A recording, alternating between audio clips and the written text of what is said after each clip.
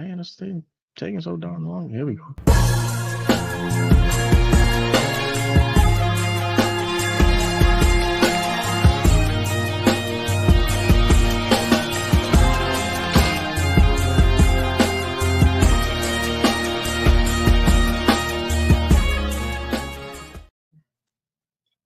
What it do? What it do? What's going on, everybody? Welcome to the 95 North Sports Machine, man. Thank you for joining us on this Tuesday evening. We thank you for taking time out of your busy schedule and joining us and rocking with us this evening. We have two very special guests, man. These gentlemen are some pillars here in this Falcons community, man.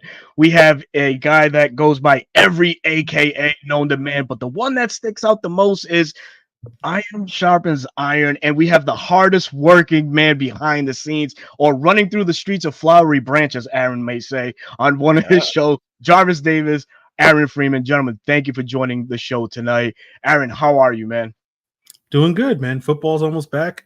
We're getting geared up, We're talking about practice, and soon we'll be talking about some games. There you Love to hear that. Jarvis, how you been, man? Good, man. Hanging and banging, man. You know how it is. I actually got to watch somewhat of real football today. Full pass, man. How about that? So yeah, it was always cool to kind of get a chance to see, the big guys mix it up, man. Because everybody knows I like to pay attention to those guys. And Terry Fontenot called me out today, man. I gotta tell you. You got to reveal that. You got to give us the nuisance of that, man. We got to be in the know on that, man. But Chris, man, what's up with you, brother? How you doing this evening, man? Hey, man, I'm happy to be on this illustrious panel with you fellas, man. It's been a minute since I know I've done a show with Aaron and definitely quite some time with Jarvis. So it's glad to be on here, man, talking some Falcons football, man. It's an exciting time. Infectious energy is in the city, and it's time to talk about it. Yes, man. But before we start, man, just want to give a quick shout out to our brother in arms, Antoine Smitty-Smith, man, not joining us this evening, man. Some came up personal a little while ago. So, man, shout out to you. Thoughts and prayer with you too, Smitty. But, gentlemen, click clack, as Jarvis was saying, the pads came on today at Falcons training camp. Some news was rolling through, but one important thing that I would like to get you guys' thought on is the Atlanta Falcons selling out the 2024 season for the first time in 2 decades, I think it was mentioned. So, Aaron, Jarvis, what are your guys' thoughts real quick on this great news? I think I'll give you my quick thought. Sorry. I think it has to do a lot with what Raheem Morris is bringing to the Falcons, this infectious attitude, as Chris alluded to with the word.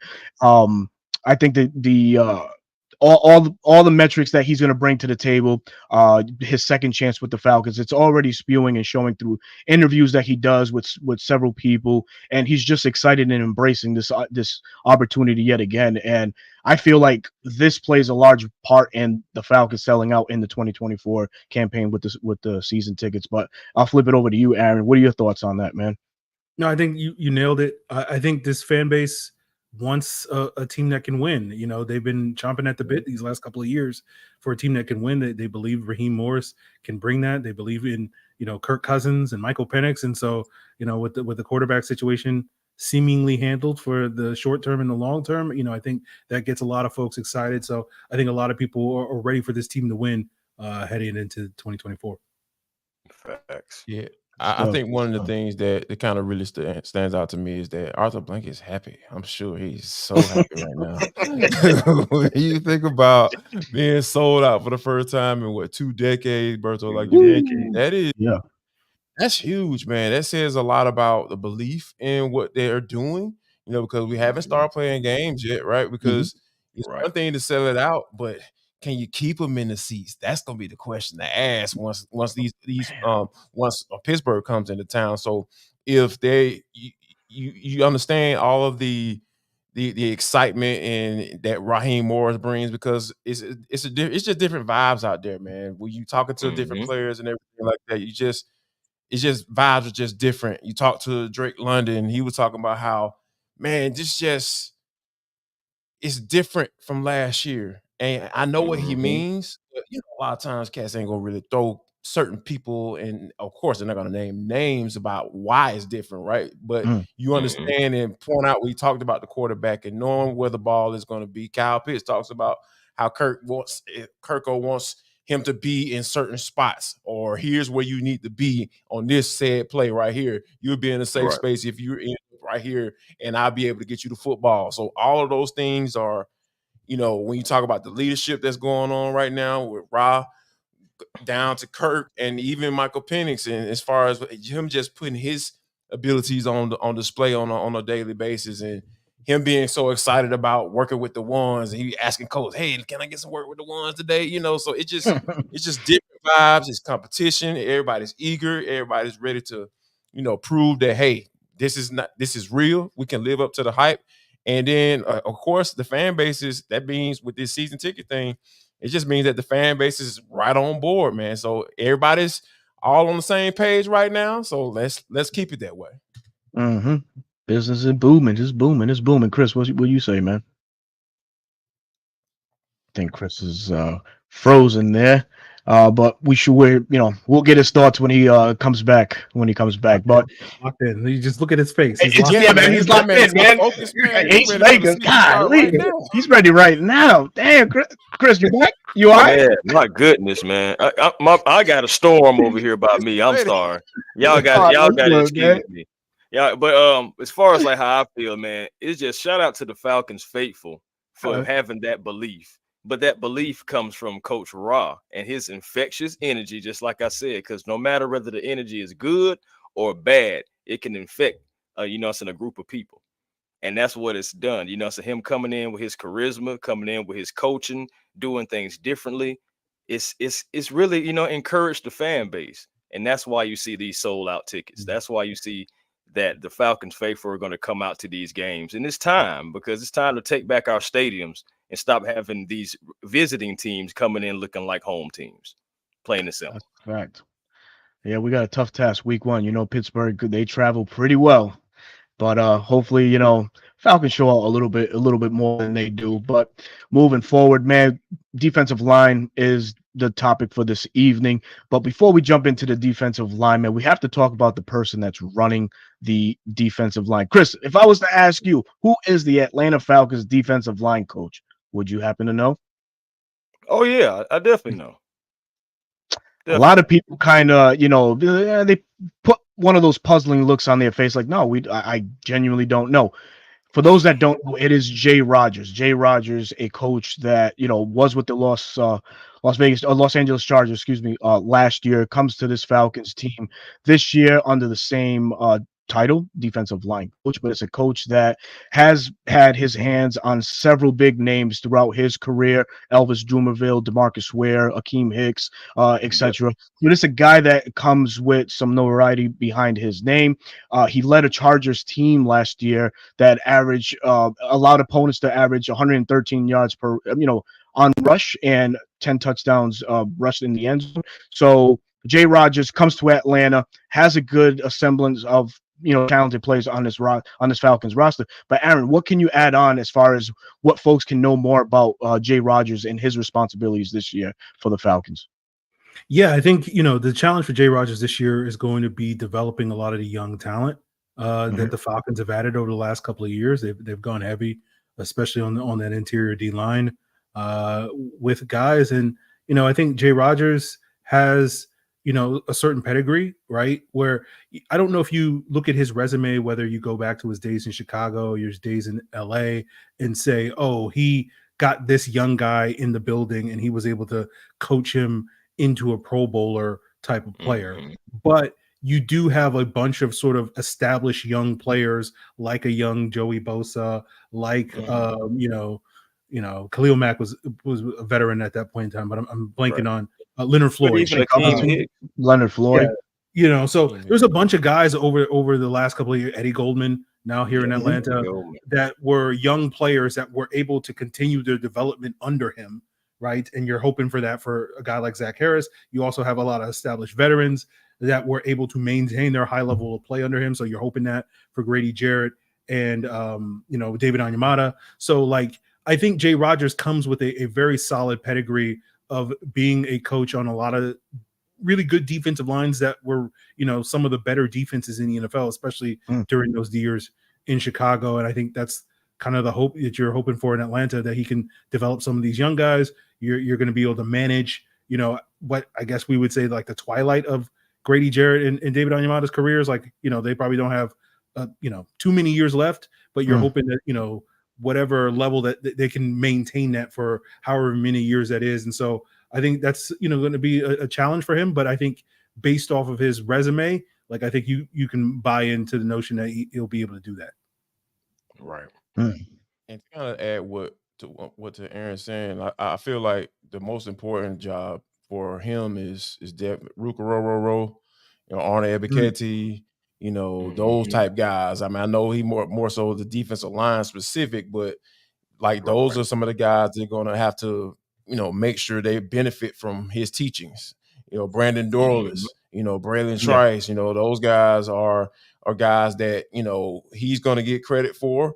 I know that, most of those interior guys are going to be the guys that he's going to be focused in on.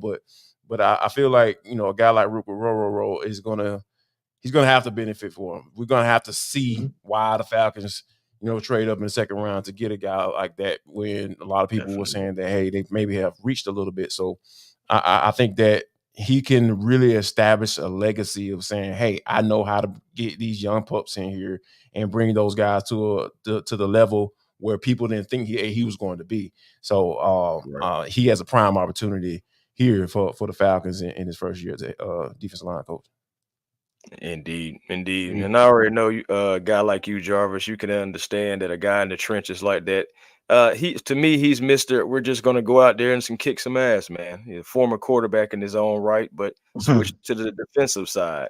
And I believe that he has the ability to take Zach Harrison to another level, somebody that I've been watching, somebody that I'm very high on this year. And I'm looking to see what he does with that whole entire defensive line. He has a good problem on his hand, because we have depth all around, and we have veterans to help establish, the defensive line as well. It's going to be great, man. I think it's going to be some good things, good problem to have. And he's the right coach to come in here and lead that charge.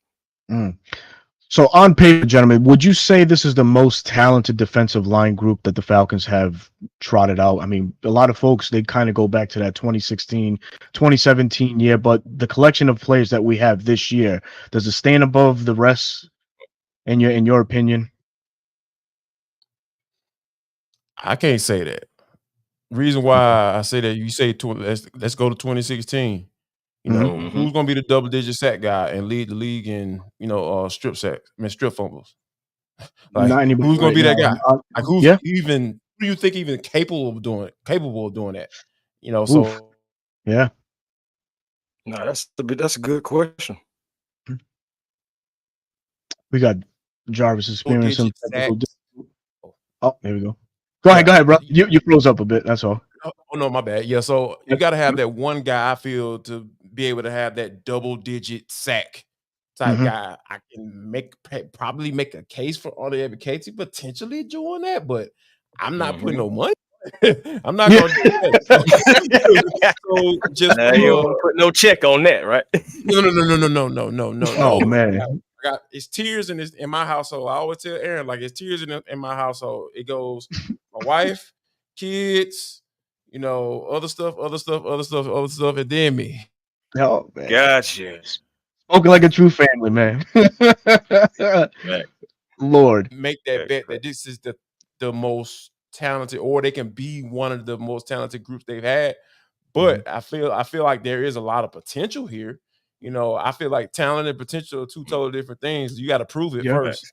True. Like you got to put in some work and put up some numbers before I say, hey, you have talent, right? So, but there is a lot of potential. I feel like that's on the field. It's just a matter of those guys putting the work in and getting it done. Facts. What say you, Aaron? Yeah, I'm on similar page as Jarvis. Like I do feel like in probably maybe 2 years, maybe we could have, with some of these guys developing, we could say like this might be the strongest group of pass rushers and D linemen that we had, in a very long time. But it is hard to say that at this point, just because you have so many sort of unproven players that, again, a lot of guys that we're hoping are going to take a step, but until we see it, it's just hard to really feel great about just purely off of potential at this point in time, especially when you compare it to some of those like 2016, 2017 rooms that had more established players like an Adrian Claiborne, like a Dontari Poe, and up and comers like Grady Jarrett and others on those lines. And so I feel like if they had a little bit more veteran presence in their in their group, like I would probably feel a lot better about where they stack up compared to other groups.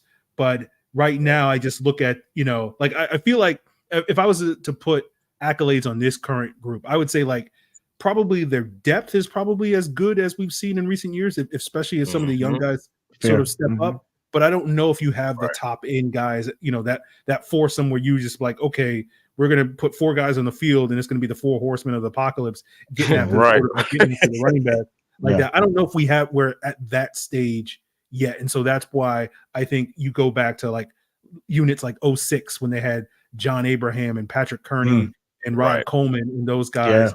Then you go back to like 2016 and 2017 with some of those guys that they had with those fronts. So like I just look at those units just had the top end talent that you knew were good. And this unit has, I think, the depth, but you just need to see these young players, especially the young guys, step up. Indeed. That's why we got you guys on here, man. You know what I'm saying? Keeping it real about the Atlanta Falcons. You already know, man. This is great content. Make sure you guys like and making sure you guys, you know what I'm saying, commenting in the chat and everything, man, for this great content and these 2 illustrious guests that we have on here tonight, man. What else you got for us, Berto? Hey, man, so defensive line, of course, being the name right now. Jarvis, you mentioned before the start of the show you was at training camp. So some observations that you took away from there, guys like Zach Harris and Brandon Dorless, there's a lot of, excitement behind him. Rook, how's he looked in certain situations. So what can you say about those guys and how they've looked thus far on camp? And especially today was the first padded training camp. So how did those guys look, man, from your perspective? Oh, we had an Eddie Goldman sighting today. Eddie Goldman shined. He did a little something in the 101s today, man. It was going against no simp. It was Ryan Newsel. He gave a couple starts. He hit him with the swim. He hit him with a swim. Woo! Yeah, so he would look real light, man, real quick off the ball, and it was cool to see him. And also another guy that really kind of popped today, D'Angelo Malone. He got some reps with the ones. I like what I saw in 101s, and he was working off the edge, and I was like, because he's been a guy for me. I've just been like question mark. Like, okay, I see the potential, right? But a lot of times, man, that potential it can turn into nothing. Get you cut. Potential can get you cut in the NFL if you don't put it out on the field. So it was cool to see him out there getting some good work in. That is. I want to go back to what Aaron said about that foursome, man. I really feel like they got 2 good ones, Dave Onyemata and Grady, man. Whew. Yeah, I know those guys been get hearing about Onyemata. They get into that 30, but man, if those cats can just stay healthy, you can get these young pups to the point where they can get these guys blows so they can go 100% when they're in the game and they don't have to play the whole game, and so they can be completely fresh when they're in there rushing the passer. It's really that's going to be really something. I know they'll have 2. Now I'll put some money on those 2 guys. Of course, man. You can't go wrong with the Grizzlies Nets, man. Can't go wrong, man. I feel like they because David's mean. He's just a mean cat, but he's a nice guy. He just plays angry, dog. I love his game. I just love what he brings to the table, man. Real soft-spoken cat, but man, when you get on that field, he's just a different dude. So, another thing that really kind of stood out to me, man, is like Arnie Ebiketie and Braylon Trice. I know Aaron probably gonna start rolling his eyes. Go ahead, Aaron. Go in. those 2 kind of been, running up in there on and when they go into the nickel formation. So those guys been on the edge together, and Braylon Trice put in a little work down on 101s today too, man. He had that nice little in and out move against I think it was Storm Norton he was going up against, and that did the inside move, man. Had him on his heels, man. It was ugly, but it was pretty at the same time. But yeah, those kind of some of the things I saw today that kind of really popped out. Troy Anderson I'm still looking for him. But yeah. Troy Anderson. Oh, I've been hearing they've been rotating those guys, man. Exactly, Troy Anderson man. and We Nate heard Landman, some. man. Hold up, we heard a good article from. We heard Give something him a good. breather. There's a difference between rotating and giving somebody a breather. Oh shit! Jarvis Hey, always find a way to snipe Troy I'm Anderson. just telling you what they putting out here in the Twitterverse and in the articles and all that. Man, What they saying, Chris? You Tell me what they saying. I'm about to tell you. They saying that they rotate these two guys from the first team to the second team. This right here has a possibility to go all the way up into preseason about them making a decision on who's going to get that starting job between Troy and Nate. Oh, it's a decision to be made? Oh, damn. I'm just saying, brother. I'm the messenger.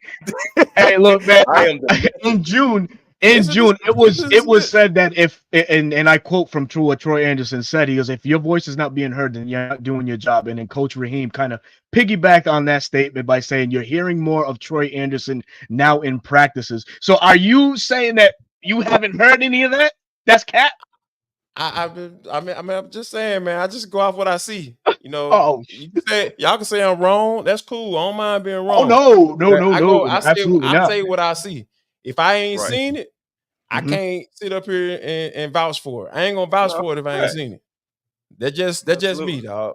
And I'm not, just me. I grew up in the place where you say what you mean what you say. Or yes, sir.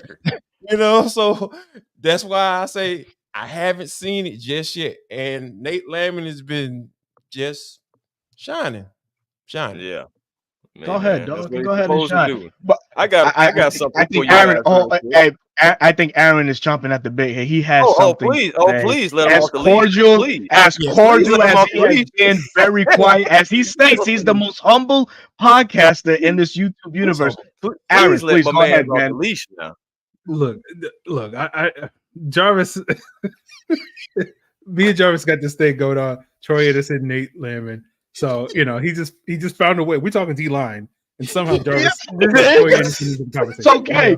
That's okay. It's good to go off the script sometimes. So go ahead, fellas. So I couldn't help but notice that, and I was like, why are we talking about linebackers on the D-line episode? But it is Jarvis. There you go. He slid it in there, man. You got it off. Yeah. I got to get off my chest, Aaron. Like, it's hard for me to keep that stuff to myself. I understand. I be feeling some type of way, man, because everybody be telling me about Troy Anderson and what he doing and how he balling. I ain't seen it yet. There been times I'm like, oh, he's an athlete. He can run fast. He can run make fast. A tackle on special teams. He can block a punt. I mean, but is that why you drafted him? Second round? Definitely not that high. And we all know that Nate Landman got the green dot. Undrafted free agent, by the way. Yeah, by the way. Yes. Right? By the way. He's battling with a undrafted free agent, I think Jarvis was gonna say. Yeah, definitely. that man is trying to drag that. Look on Aaron's face. Gosh. Please. Oh, I love it, man. Get it off your chest, brother. Just get it off your chest. This is a safe space. Like, I'm sorry, y'all. Y'all have to excuse me. No, it's all good. It's pouring. It's raining lions, tigers, and bears outside. I hear it behind me. Man, we catching. Troy Anderson made the Pro Bowl. Like, I want Troy Anderson exclusives right now. I want to be wrong. I want to be wrong about Troy. I want to be wrong about Troy. One guy that a lot of the Falcon fan base might have felt wrong about was Taquan Graham, but Coach Raheem was quoted today in saying that is a nasty human or a big human that is learning to practice now against other teammates. This, I believe, he's going into his 4th year, so he could seem to be carving his niche in the defense or within the rotation of some sort. But how important do you guys feel Nate Landman? Now you got me talking Nate Landman, and we talking D-line. Aaron's face said it all right there. Taquan, how can he factor into the Falcons plan going forward? A nice tandem with him, as you mentioned, Jarvis, you saw, and Eddie Goldman sighting. So that's an interesting bulk right there, for the run packages and stuff. But Taquan Graham, how do you guys feel that he can finally, break out or have some sort of impact on his defense?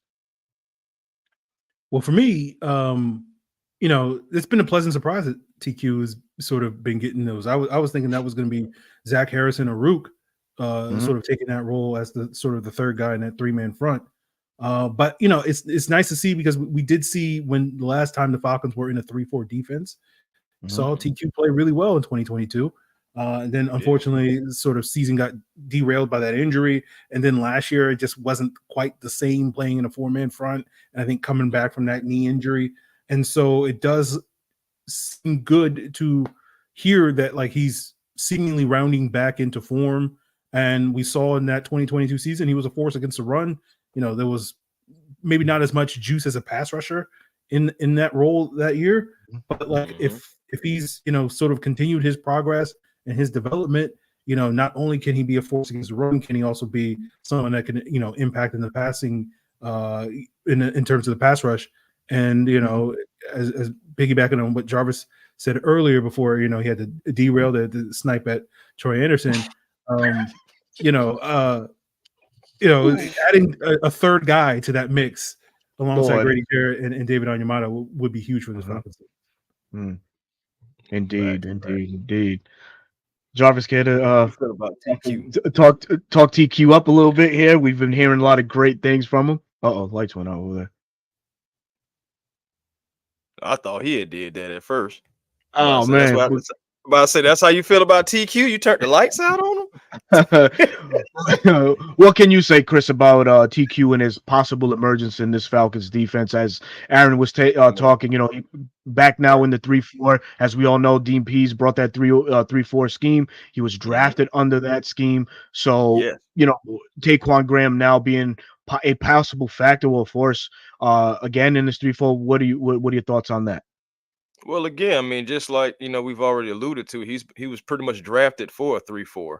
So to hear that he is starting to show signs in a similar system is not surprising. Same thing you can be said about D'Angelo Malone, who's one of the fastest guys on the defensive side that we have.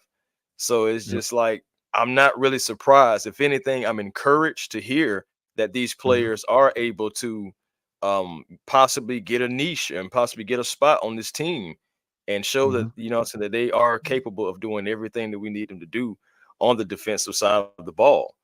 As far as like TQ, like his development, other young guys' development that we have, especially from the draft picks to the guys that we have, like David, like Grady, I think, as long as everything can gel properly, going back to the point that they was making earlier about, Grady, that Jarvis was making about Grady and David, keeping them fresh. I love that, because if we're keeping those guys fresh, that also means that we're getting production from our young guys. And with that being said too, you can also, I believe this is going to be more of a teachable moment.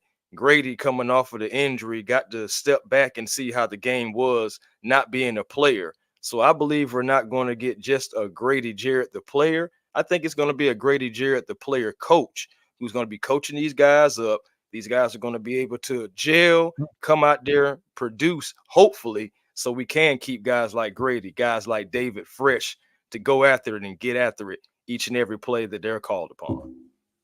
Yeah, that's some key point. Definitely the name of the game is to keep a fresh rotation, keep the constant pressure up the middle or from whatever the Falcons do throw it. But one guy that now is gonna factor in going forward, and that's Kyle Smith, one of our personnel members from the Falcons front office, was talking about Zach Harrison and how he was challenged for the offseason to add some bulk onto his frame. This is a guy that already stands at 6'6", 6'7". He's pushing now close to 290 pounds. He was drafted, a whole lot leaner, in the third round out of Ohio State as a outside linebacker, but now he's going to be asked 268, something like that. Something like that. So he definitely added some bulk to his frame. But now he's being asked to kick inside and help out in that regard, man. Is once Aaron gets himself situated again, I'd like to get his thoughts. But Chris, with you, how much of a welcoming addition would that be for this Falcons rotation?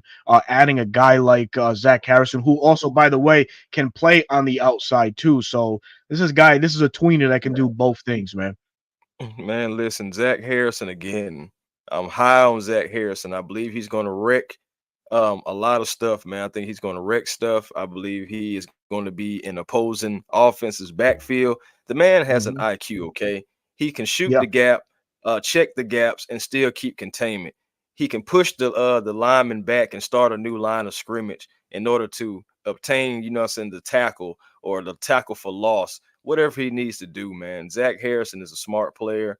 He had no penalties last year at all. Nothing called back, nothing. So he plays clean. I like Zach Harrison. I'm hoping that he can turn into everything that my mind and my eyes think that he can turn into, especially, having the 34-inch arms. So he has length, he has effort, and effort is just something that you can't teach. I think we got Aaron back. Talking a little bit about Zach Harrison and the comments that Kyle Smith had made about, challenging really Zach to add to his frame, to his bulk. Guy that stands at 6'7". Now he's close, I think, to 280 plus pounds. A guy that's going to now kick inside in certain packages, primarily probably on third downs and some nickel or some dime and whatnot to help out with the interior pass rush. But a guy like Zach Harrison, man, how does he factor in? And could you see him really taking reps from a guy like a David Onyemata? I mean, it might be far fetched or a stretch, but could that possibly happen?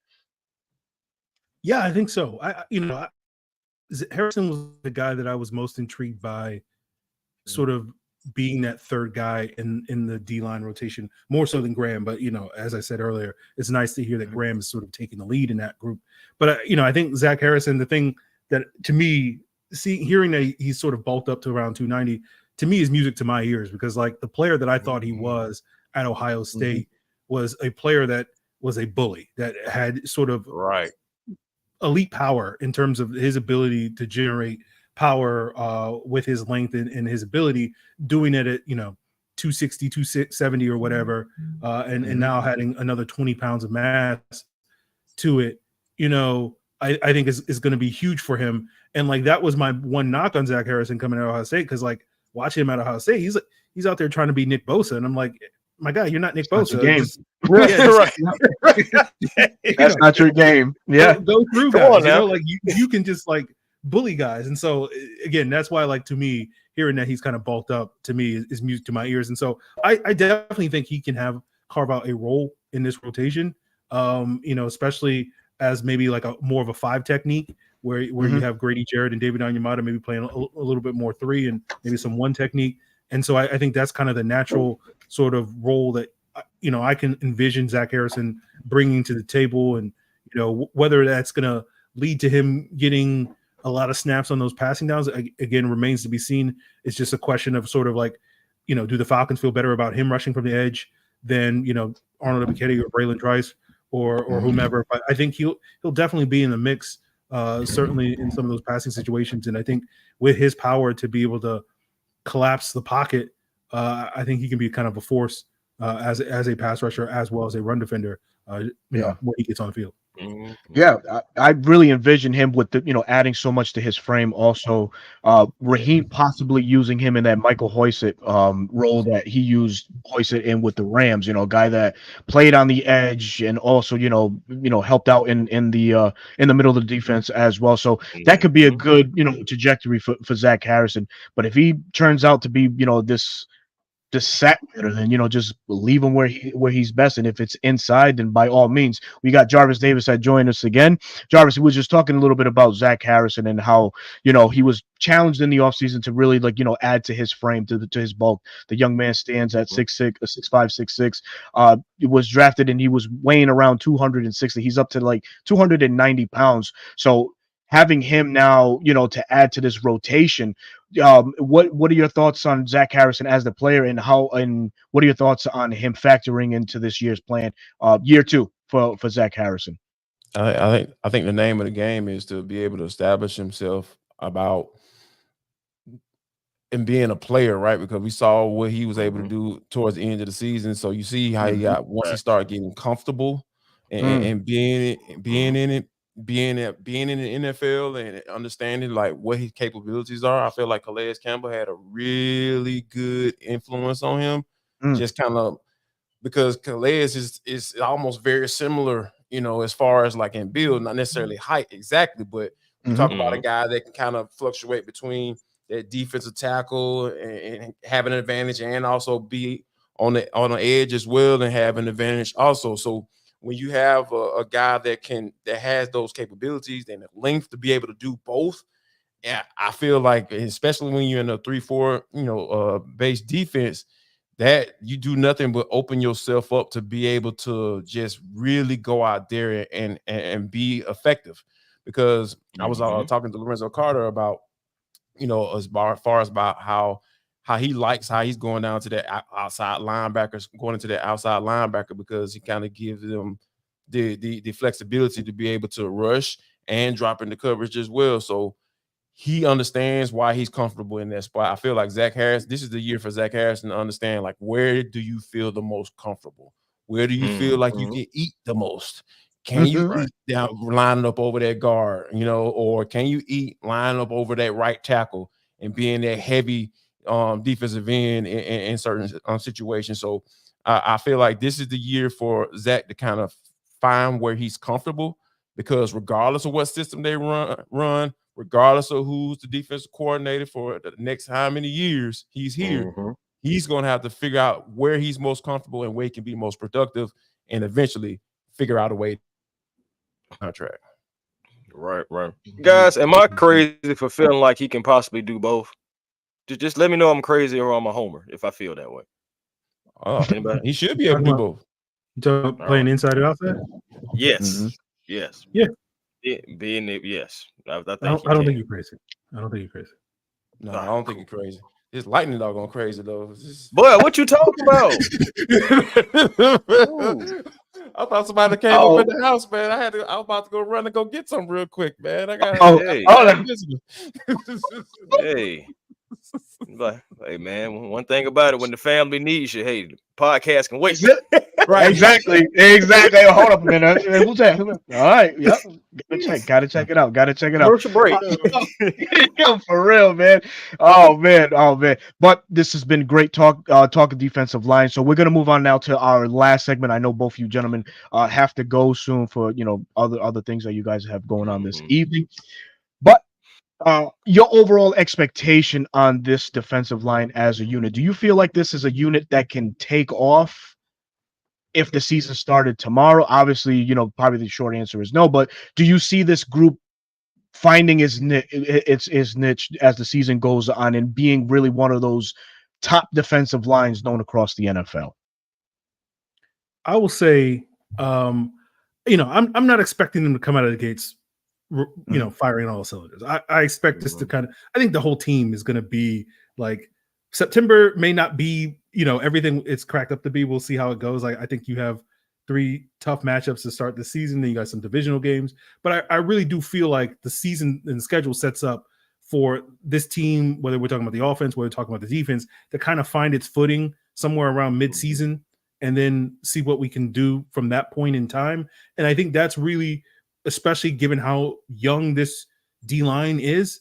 And, Jarvis talked about it with Zach Harrison and how strong he finished over those last 3-4 games of the season. Yeah. I think that's what you're kind of hoping for a lot of these young guys, whether we're talking about a Braylon Trice or a Ruka Roro, Brandon Dorless, that you're kind of hoping that as the season progresses, that you will see those guys contributing more to add on to whatever contributions you're getting from the more proven options like Grady Jarrett and David Onyemata and Arnold Ebiketie and whoever else you want to throw in the mix, Troy Anderson, whoever that is.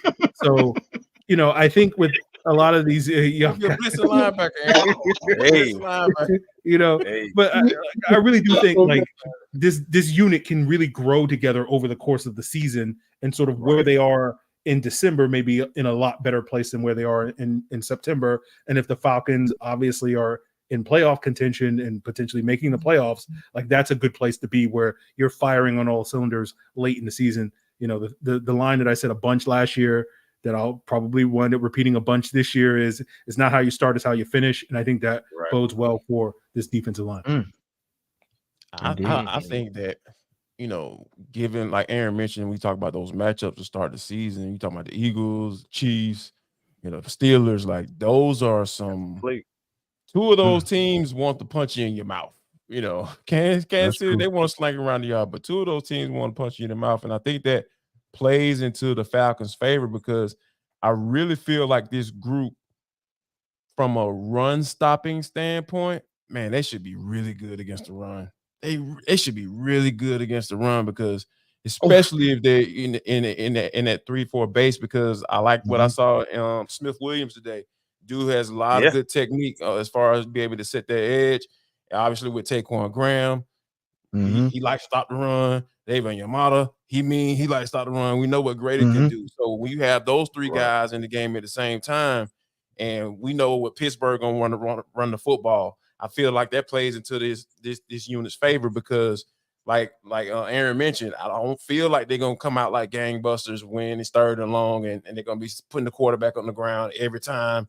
Every time you see that 3 go up on those yard markers. So I feel like in order to kind of ease into that or figure out who that guy is or who those guys are going to be when it come in on 3rd and long, they can doggone be some hellified run stoppers. And if you can get a unit, the offense to be one-dimensional, you got them. You won't have to battle. You can do some things. You can get creative and figure out a way to get home when they have to throw the football 35, 40 times a game because your offense putting up 30 points a game or 25, 27 points a game. So I feel like they can, if they get off to a slow start, which I do think they will be from a pass rushing standpoint, I feel like they can kind of supplement that patience that we're going to have to see. We're going to have to see it by stopping the run. And I feel like they have the bodies, the dudes, and who are more than capable of doing that. Indeed. Worth mentioning, Falcons ranked 22nd in the run stopping last year. So hopefully with all these players that we have acquired throughout the offseason and added in free agency, that is the case, Jarvis, because yes, setting the tone in the run game will help everything else, open up the defense, the pass rush. Now you can get exotic with looks and where you're going to deploy your pass rush from. But the same question goes to you, Aaron. Where do you see this D-line? What's your overall expectation on the D-line again? Yeah, I think it's going to be a slow start and then hopefully a strong finish for them. Yep. You know, I'm not expecting this to be the world's greatest D-line, but I think the key is going to be, as Jarvis said, like getting these guys to, you know, be productive on some of those early downs, and that will put your best foot forward on where I think Grady Jarrett and David Almada are going to be your most reliable guys to be able to get home. And so if those guys can, you know, a lot of this young talent, these fresh legs, keep those guys fresh on some of the early downs so you don't have to rely on them as much on 1st and 2nd down to be a force. I think that's going to be huge for this overall defense, at least at the beginning of the year, so that, you know, Grady and David can sort of do their thing. And then towards the end of the year, as those guys, young players, start to develop and it can be more effective, as we saw that development curve with Zach Harrison last year, then those guys can start to step up on those key downs and start making plays of their own. Right, indeed, man. It's gonna be a collective effort, y'all. But you know, with the D line and rotating guys, keeping guys fresh, I believe they have a formula that they want to have in place. But as long as everybody does their job, man, and as the season progresses, just like you guys have been saying, I think we can be A-okay. You just got to have that faith, and people got to do their jobs. People got to perform. We got to see them on the field. We do. We have a good collection of players now, and of course, Jimmy Lake being his first-time play caller at the defensive coordinator spot Ryan Nielsen was able to come in last year and just work wonders. Really 180 the defense in short amount of time. Where we ranked 11th overall in total defense, third in I believe we finished third in third down defense and fourth in red zone defense. Can Red zone, Jimmy yeah. Lake get us anywhere close to those numbers? Being a year one defensive coordinator, he does have a lot of coaching history behind him with Jerry Gray and Dave Huxtable returns. Justin Hood comes with from Green Bay over with Jerry Gray now. So do you see this unit possibly outdoing some of the numbers that were done that we put up last year? Right. I think they're going to need to, because I do expect the identity of the defense to be a bend but don't break unit. And if you're going to play that style of football, you better be good on third downs. You better be good on red zone, because those are the money downs. Like that's the whole bend but don't break. Like we'll give up yards on first and second down, but then when we get the third downs, we're going to get stops. So then when we get in the red zone, we're going to force you to settle for field goals rather than getting touchdowns. And so to me, that's kind of the definition. So as you mentioned, the Falcons were top 5 on defense. They were top 5 in defense last year. And so you can maintain that is going to be the key to this team's success, especially if the offense is clean in the way we think it can, and you're scoring points and you're getting touchdowns and you're forcing defense to settle for field goals. That's going to be your formula for success for a lot of these close games in the fourth quarter, having leads in the fourth quarter where hand the rock to Bijan and Algier and fault some of these games, allow Kirk to go down the field and do his thing offensively. So if I think it's possible, because we just Ryan Nielsen, it's just going to be a question whether they can do it again. Indeed, Jarvis. Yeah, I think I find it kind of interesting that both of the coordinators are going to be first year play callers, right? Because I was talking to Zach Robinson about that, how Sean McVay prepared him for this. So there hasn't been really that many hiccups, so to speak, because I didn't expect to see that coming. Like, no, like from a workflow standpoint, Sean McVay kind of put him in that position to be prepared for this situation. So I'm interested to see what that looks like for Jimmy Lake, though, because we understand that Raheem Morris is a defensive coordinator at heart. And I feel like I don't think he's going to let that go awry, if things start to, don't get off to a good start, like Aaron mentioned, as far as those guys have to do it. Because like I said, when you talk about identity and when coming in and want to implement your system, like you got to look at that personnel first. Because like I said, the Falcons don't have you can put a star on that guy. You got to watch out for him when it's time to pass the ball. Like we got to make sure we send it back over there to go chip, or we got to slide towards him or something. We got to do something. They don't necessarily have that guy on the edge, but they do have some guys in the middle that can push the pocket. They do have some guys that can get that quarterback out the pocket, right? So it's just up to those guys that's on the edge to be able to go get there. So I feel like Jimmy Lake is going to have to get creative when it comes to drawing up stuff. And maybe Troy Anderson can be that guy, and I'm not joking right now. I'm being dead serious. Troy Anderson can be a guy that can come in and say, hey, go get the quarterback. You go do that. That's what we want you to do. And whether they be standing up, not necessarily standing on the edge, but, from a stand-up linebacker, being able to come in and go get it, So I feel like until we figure out who that guy is or that guy's going to be, I feel like Jimmy is charged with figuring it out and getting creative, creating pressure. Dean Pease always talked about that. And sometimes I feel like he didn't want to do it because he knew what he had on the back end of the defense. So it's just, thankfully, they got some good guys in Jesse Bates and AJ Terrell. And, D. Offer, I like what he's doing at the nickel spot. You got some guys on the back end that can kind of hold it down. So long enough so those guys can't get there.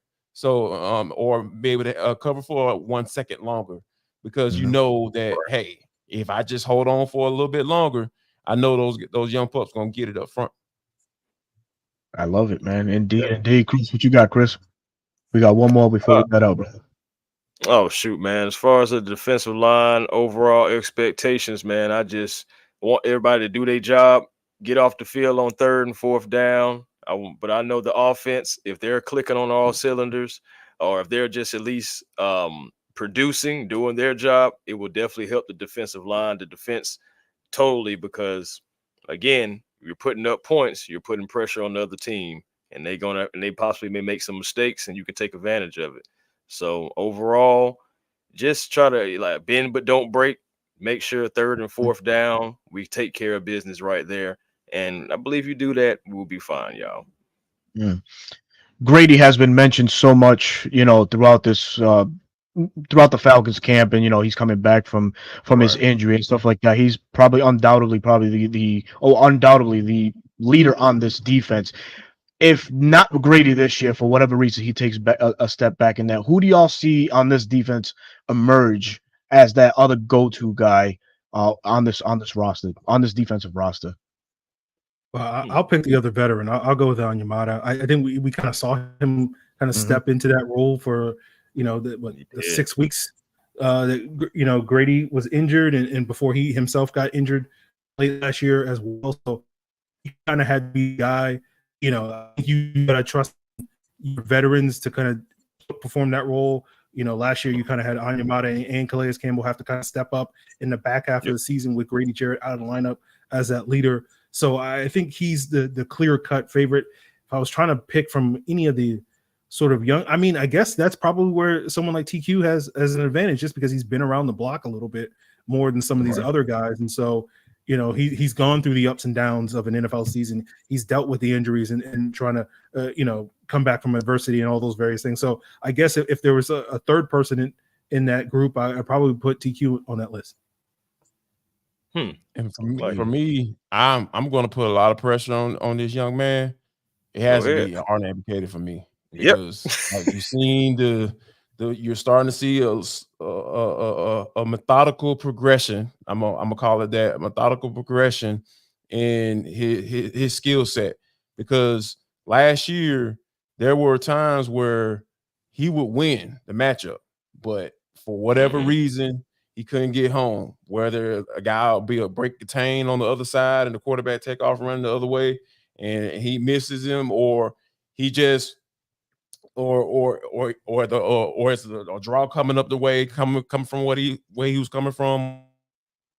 Whatever little situation, that always was something that happened when he used to win his matchup. So I feel like it's gonna have to be for him to be able to take that next step. I feel like it's going to have to be him. And as far as not necessarily because he's a vocal guy, but a lead by example type. Like, hey, y'all know y'all can count on 47 or 17. What is it? 47? Yeah, he's 17 now. He's 17. 17. Yeah, 17. I remember when he get 10 sacks. That's fair. That's where I'm at with him, because I know that he's capable. I wouldn't even joke like that if I didn't know he was capable of doing it, because I like what I've been seeing in these past couple of seasons, with different schemes and everything like that. He's been pretty consistent as far as consistently getting better. Like, he's been getting better since he came into the league. So I'm just looking for him to take that jump, and I feel like he can be one of those guys, because when you putting up numbers, you're a leader. I don't care what type of a personality you have. You can be a ballet dancer, in your off time, but if you up there putting numbers on the field, man, you are a leader on this defense for sure. Indeed. Yep. Chris? Yeah, man. These guys have already said some great names, man. Man, it's hard. I'm gonna go with a young guy too as well, man. It's a guy that I've been talking about pretty much this whole episode, man. I'm going with Zach Harrison. I believe with him being rotated in, it's just gonna be times where he's on the field with Grady, with David, and I believe that he's gonna win his matchup. And some of the other guys are going to be winning their matchups or taking up space, and Zach is going to eat. Zach is going to eat a lot, y'all. Zach, I believe he is. He's put on the pounds. He knows how to push his pads, get his pads low, and push, and best be a straight up bully, just like Aaron alluded to earlier. This man is going to take the next step. It wasn't just he was putting it all together at the end of the season. So now he's going to make things easier for us. this coming season. Mm-hmm. He's ready to take the next step. The other veterans, and he's going to play off of the other players and be able to be disruptive because other guys are going to be putting pressure on the defense, and he is going to be winning a lot of his matchups. Watch what I tell you now. Watch what I tell you. I'll go in a different direction. And Chris, sometimes I'll push the envelope a bit, and hey, whatever, it's just an opinion. But the Falcons, this past year, of course, drafting a Brook in the second, Brayling in the third, and Branding in the fourth round. I look at the guy that we drafted in the third round of the name of Braylon Trice, and Jarvis, you alluded to earlier. There was a sighting. You like what you saw, and this guy comes with good intangibles, a good pedigree, drafted out of the Washington State, same as Michael Penix and whatnot. I feel like that's a kid there that, like you mentioned, Chris, you see Zach Harrison comes into the league a little bit more polished and ready for the NFL world now as a rookie than Zach Harrison was 2 years ago. So I feel like that young man I think he has a dog mentality, man. I think he could emerge as that leader on this defensive line, just this defensive line or just defensive group overall. So if I had to put a name in there, I'm gonna go ahead and throw Braylon Trice, man. I just appreciate his game. I love watching his game, and I think that could be probably another go-to guy. Around week 4 or 5, as things start heating up, guys start finding their niche. I think Braylon can probably stand above the rest, man. Facts. I like it. Hey, man. But hey, folks, man, it's been a great one, man. I'd like to thank Aaron, Freeman, and Jarvis Davis for taking out their time, taking time out of their busy Tuesday night, man. Come rocking with your boys, man. Again, Smitty wasn't with us on tonight, man, but we'd be sure to have him back very soon. But Aaron, if you can please let the folks know where they can find you on all your social media platforms and what you got working on next, man. Well, if you're looking to have your iron sharpened by some other iron, you can check us out on Locked On Falcons. I'm sure me and Jarvis will be arguing about Troy Anderson and Nate Landman later this week on Locked On Falcons, as well as future Locked On Sports Atlanta podcast. But yeah, 5 days a week, Locked On Falcons, YouTube, wherever else you get your podcast, you can find daily updates on training camp, as well as we're coming up to the end of our Falcons historian player shootouts, where we have different trivia contests about Falcons legends from the last 20 years. We got a Julio Jones episode, I think, maybe coming later this week, and then the final episode with Matt Ryan coming later this month. So those are 2 episodes definitely look forward in between all the camp coverage. You can follow me on Twitter. I don't call it X at JarvisD90. Also, make sure you guys check us out on Locked On Sports Atlanta football party on Mondays. We talk all Falcons all the time. Aaron Freeman is there. He puts up with my mess, and kind of, and I put up with his, and we have a good time. And we have fair a party. Game. Yes. So yeah. At JarvisD90, and we are free and available wherever you download your podcast and on YouTube as well. Very cool, man. Chris unfortunately had to take off. He probably had some technical difficulty, as he says, it's stormy down there. But we'll end the show on this, man. It's your boy Berto, your host of the 95 North Falcons Talk Show. You can find me on there on YouTube. You can find me on Twitter under RI Falcons, another platform I chop it up with all Falcon fans. And I'm back again on Bleacher Report. I have my man, I have so many assignments this month on Bleacher Report. It's crazy. They got your boy running here, there, and everywhere. But I'm glad to be back. I will have another show coming up on Thursday at 4:00. So hopefully I'll see everybody there. And Chris just popped back in, so let me let him back in. Chris, let folks know where they can find you before we go, man. I'm talking about before this Thunder's here to get one more time too. Hey, man, Chris Tipmore, man, A1 Forever Sports, the show that's cool and fly too. Please be generational, because it's always time to be. And don't you settle for less, because you can always have more with the vision. If you haven't done it, it's kind of late, but find your peace today. Positive energy always creates elevation, and that's how you find your peace today. And I encourage each and every last one of you guys to show up on Friday, because training camp will be at Mercedes-Benz Stadium. And that is all we have for this evening. We'll give you your Tuesday evening back. Thank you, folks. Peace.